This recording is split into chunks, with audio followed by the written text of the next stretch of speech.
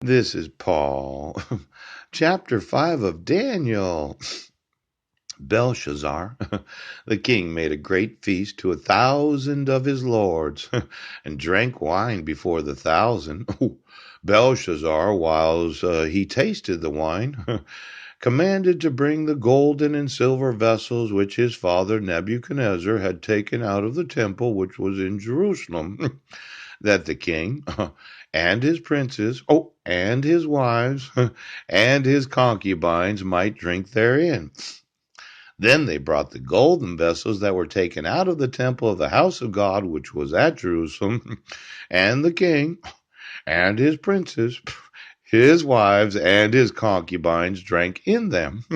They drank wine and praised the gods of gold and of silver, of brass, of iron, of wood, and of stone. In the same hour came forth fingers of a man's hand and wrote over against the candlestick upon the plaister of the wall of the king's palace, and the king saw the part of the hand which that wrote. Then the king's countenance was changed, and his thoughts troubled him, so that the joints of his loins were loosed, and his knees smote one against another.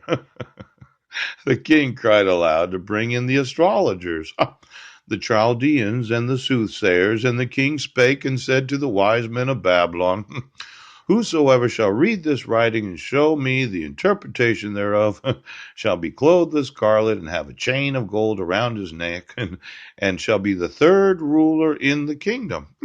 It's kind of a good deal, unless you couldn't read it. I'd like to be a third ruler of a kingdom.